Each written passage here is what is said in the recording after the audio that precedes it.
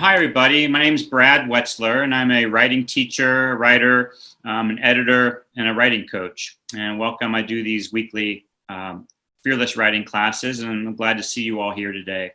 Today, I'm going to do something a little bit different. Normally, I pick one topic to kind of unpack for 20 minutes. Then we have a Q&A and talk about it. Today, I've been thinking about this word wisdom, and I kind of am obsessed with wisdom.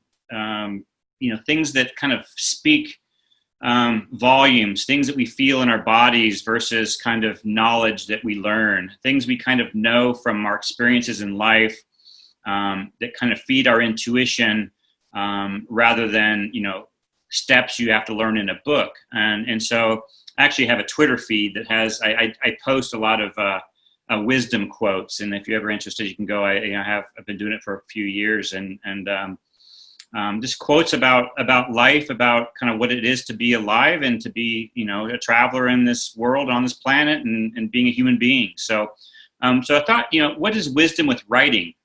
So what I did today is sort of mind my own sense rather than, thinking about typical writing topics. I said, what are the things that I've learned along my journey, my 25, 30-year journey as a writer and an editor? And what are the things that I feel are kind of nuggets worth sharing and things that people can lean on, and they're going to be a bit disconnected.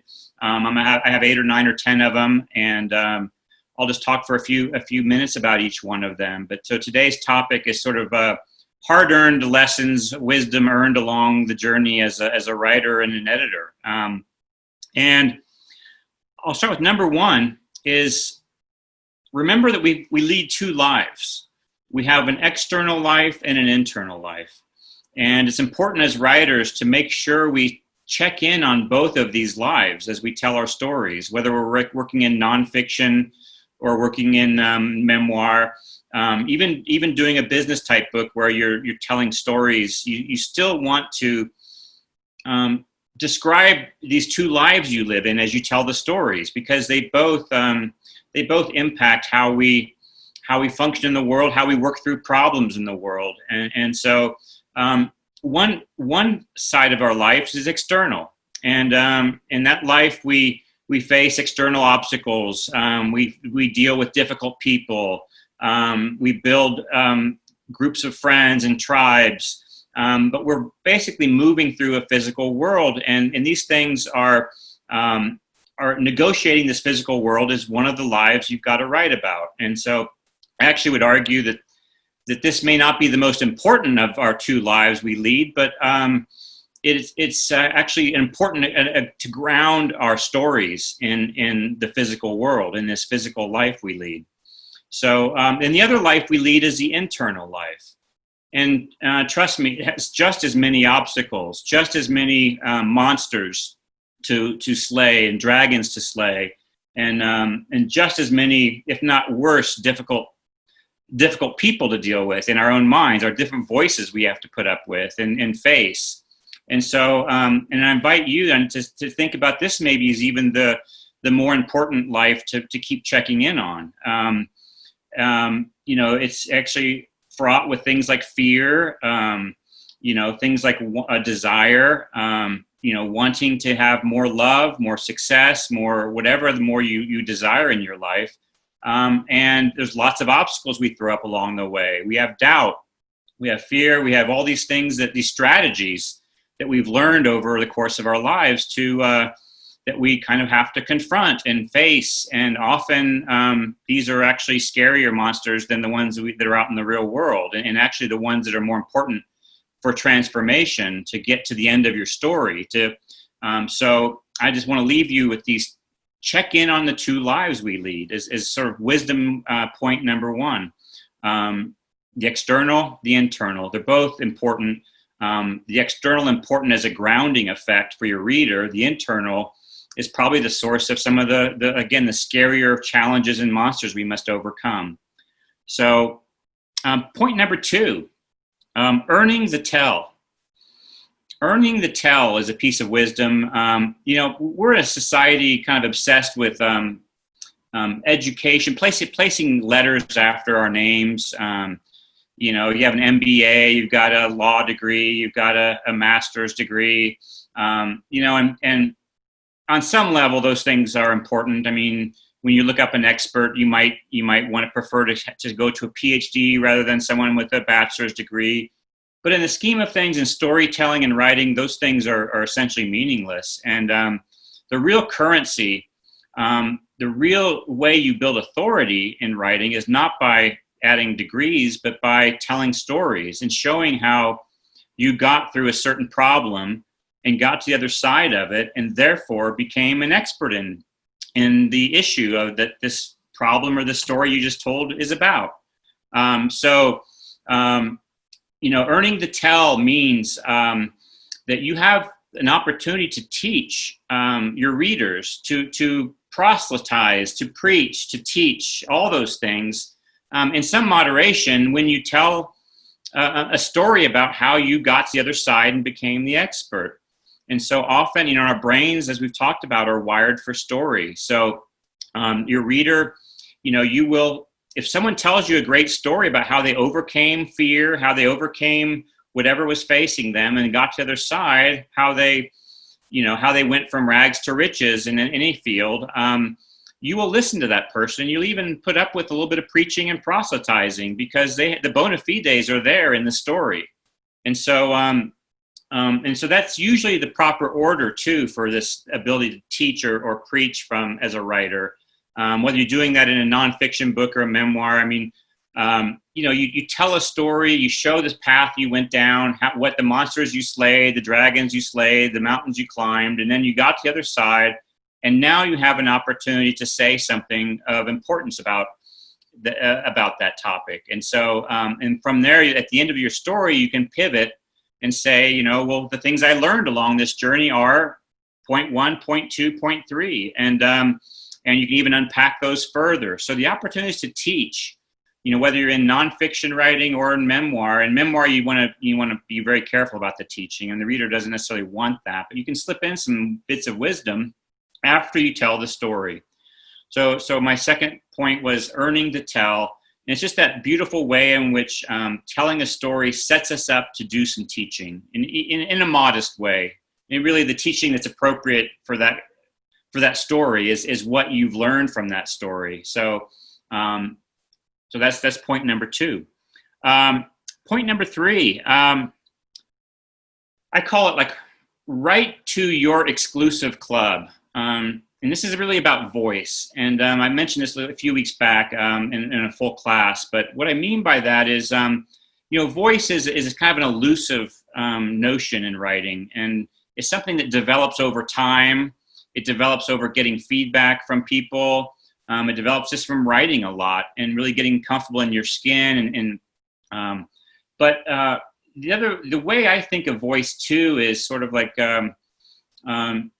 I think of the crowd of 3 or 4 people, you know, writers or public figures who I want to really get what I'm saying, and not so much like what I'm saying, but get it, and to really like nod their heads and like that's right on, you know, is kind of the how I think about it, and I feel this or I create this sense of a club, this exclusive club with kind of diverse voices.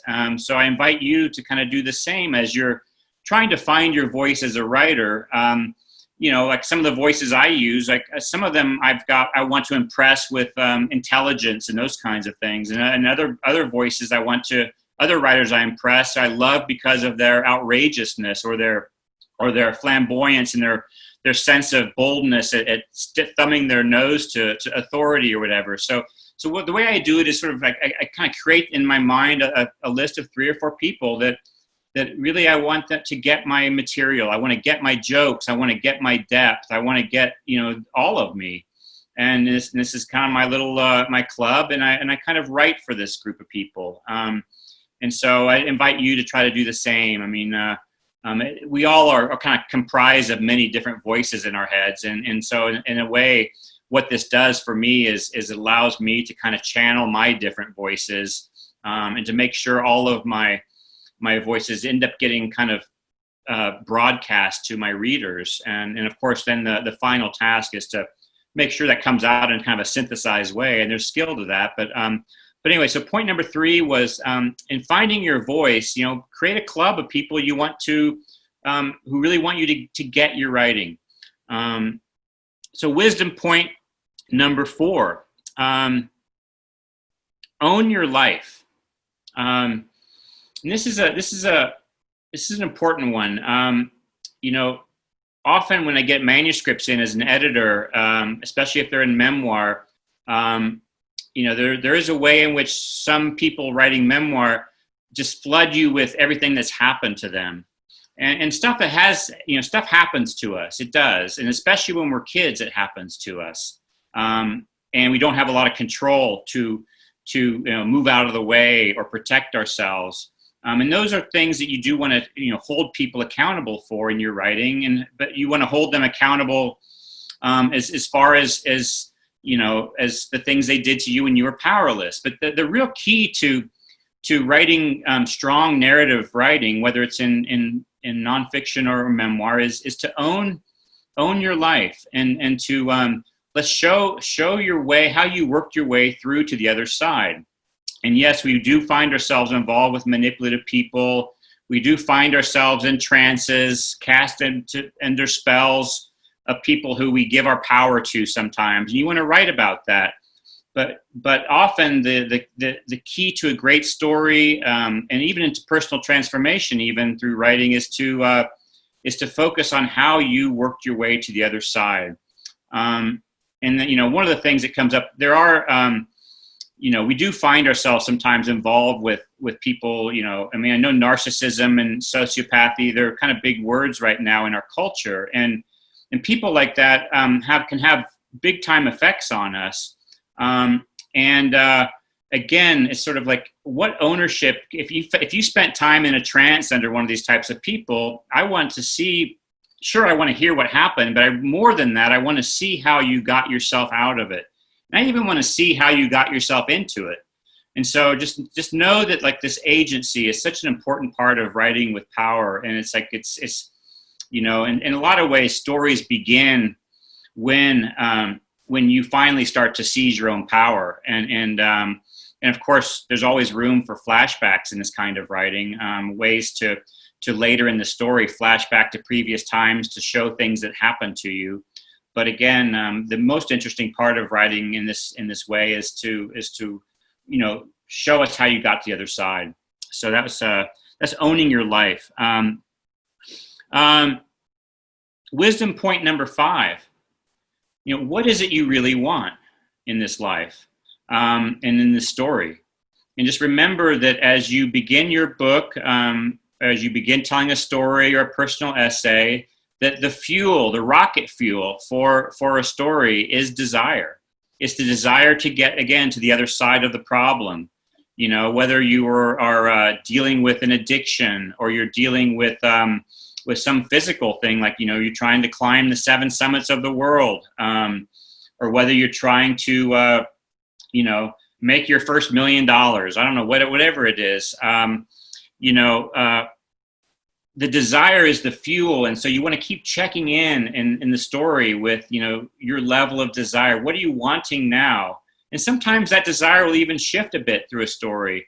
Maybe you'll start out, really wanting one thing, and it leads to wanting another thing. And so just tap in again on this internal life about, what do you want to have happen? What's the outcome you desire? And then to try to, seed or fuel your writing with that desire. How are you going to get to the other side? How are you going to, move this person out of the way? How are you going to win them over? Again, it's always about showing the process of getting through. The only way, around is through, or whatever that saying is. But so that's wisdom point number 5.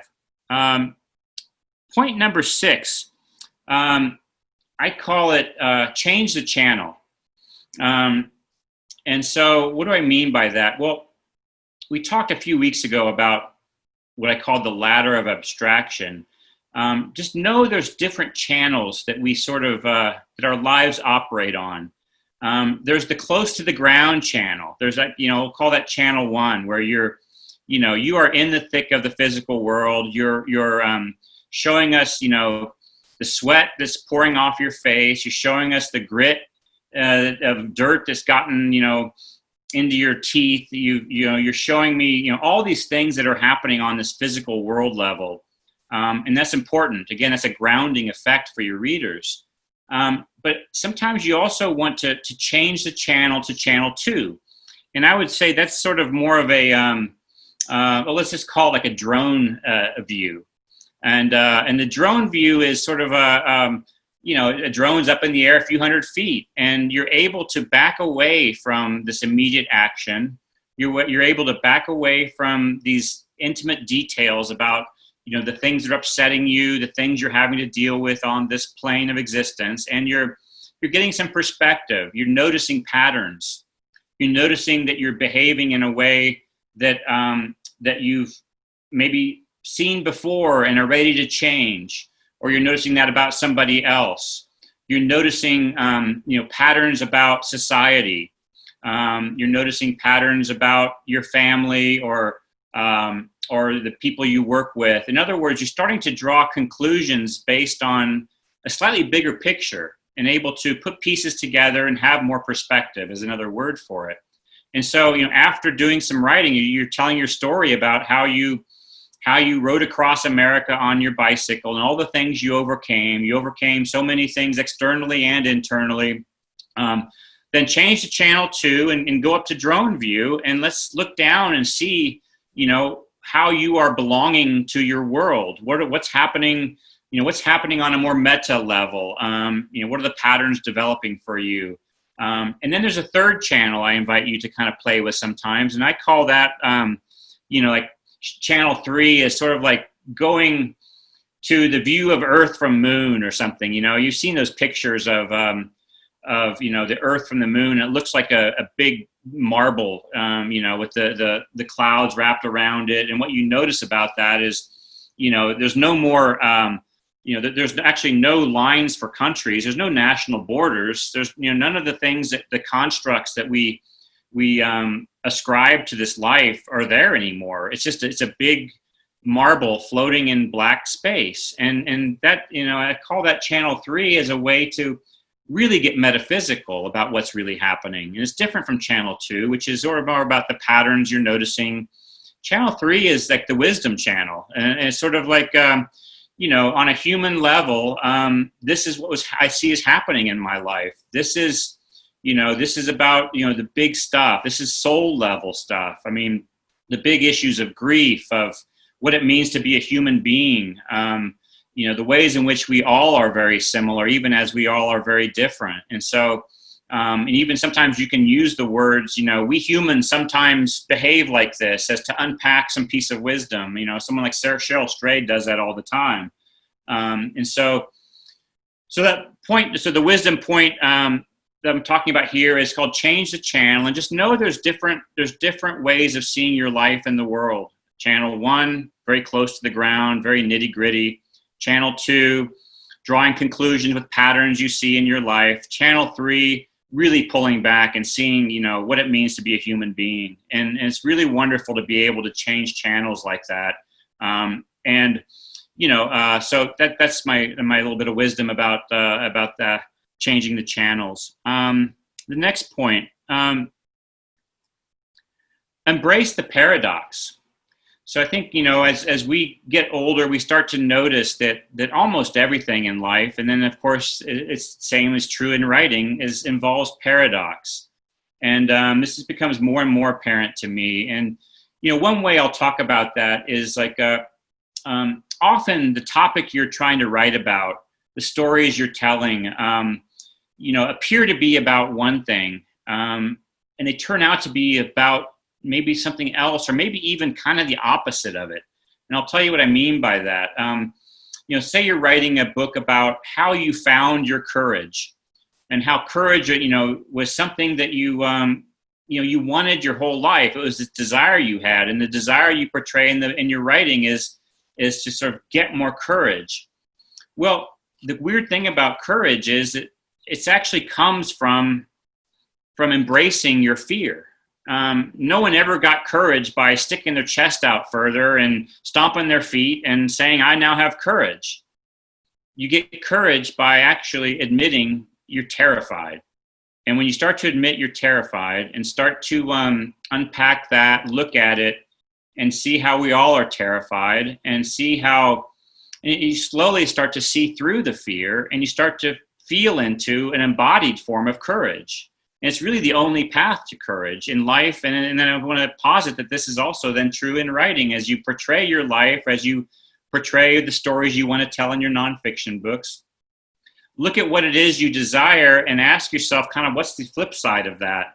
And how can I face what might be the flip side of that? If you want, want more material wealth, I don't know. I mean, maybe the flip side of that is to stop dreaming so much about, material wealth, and to put the small things together, to face the things that are getting in the way of those things, the habits that are preventing that. So just notice, I'll stop here, but just notice that there's often a flip side to the things we're writing about.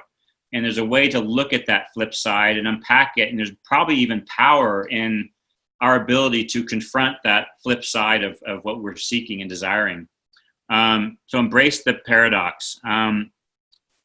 Wisdom point, the next wisdom point is let the story do the talking. And what do I mean by that? At some point I think of telling stories often as sort of like getting balls in the air. At the beginning of a story, one of the things you've got to do is sort of, you've got to get the external story in the air. You've got to get the internal story in the air. You might have a subplot you've got to get into the air. And once you start to get the balls into the air, and you start to move into the story, it becomes less and less sometimes about what you want to impose on the story. It becomes about listening to what the story is asking of you. And again, this is sort of really a counterintuitive thing. And it was really, it took decades for me to kind of understand this as a writer, but that it's really not about, asserting control on the page, whether you're typing on a computer or writing with a pen. It's about listening. And you've all been to the movies. You've all read books. You all have an innate, your brain is wired for stories. So your brain actually knows what has to come next. It's very strange. In some ways, it's not even your brain. It might even be, something more confounding and metaphysical than your brain. I don't know. But the universe, knows what should come next in the story. And yes, we're talking about nonfiction and memoir. And so you've got these facts of your life. But when you're writing about several years of your life, there's many things that happen in between. But so what do I mean by that? Well, sometimes the story is asking for more conflict, and you can feel that. I need to face something now. But sometimes the story is asking for, contemplation in the story. So you might need to pull away and go inward and maybe retreat for, maybe you tell the story of how after this big dramatic thing happened, you kind of went home and licked your wounds and got clear about stuff internally.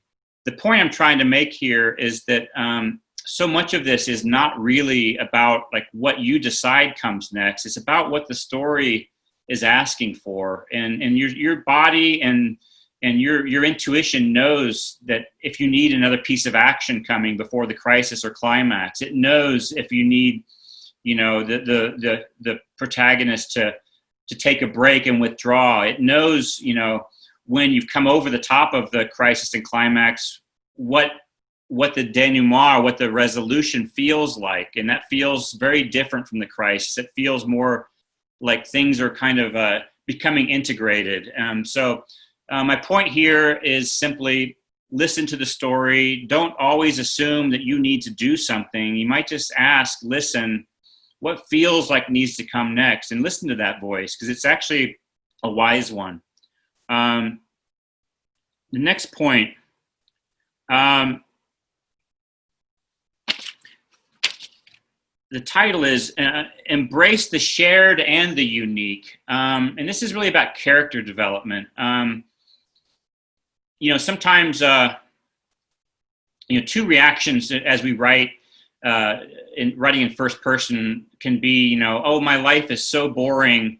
I don't have anything to say.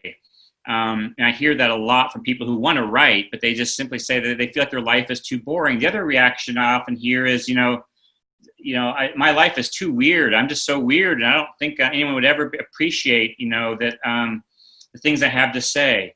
And just know those are false sort of senses.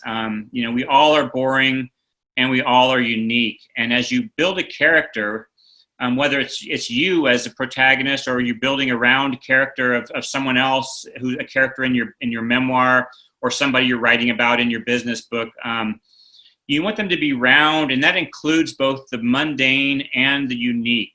And it really requires you to build it out of both. And so I'll unpack that one level further. On some level, we're all janitors. We're all, just mucking it up in this world. We do the same things. We're very, similar, and we share, and especially certain personality types. I mean, you may think you're very special, but, there's a lot of people who you share the same patterns with. So embrace those things. Say, I belong to these clubs. I do these types of things that I know many other people do. And then at the same time, then you add on to those things that really are unique about you, because you are special. No one's ever lived in the world just like you. And then you build on those shared things, the unique things. And that has an effect of creating a round character that is believable, is someone that feels real. And it doesn't fall into these kind of hyperbolic categories of like, I'm so boring and I'm so special. It's always a mixture of the two. And because you do need the archetypal, the things that we share in common in order to find an audience. I mean, if you did write a memoir or a book about just being the most extraordinary, I mean, I don't know. I laugh about that beer commercial with the most interesting man in the world. I mean, he does everything so extremely well. And it's a joke, obviously, that show, that commercial is. But I guess, embrace your humanity, embrace your divinity, embrace everything special about you all at the same time. And that's the way to build a powerful, round character. So those are my wisdom points for the day. And it's a big smattering of lots of different kinds of things, but it's sort of things I've learned over the years. And feel free to reach out if you have any questions. I really, I'm open to getting emails and clarifying things. And, just know that, writing and life are so intertwined, and the things that we, that get in our way in life are often the same things that get in the way in our writings, and the way we overcome them is through similar kind of examination of self. So anyway, great to see you all, and have a great week. I'll see you next week.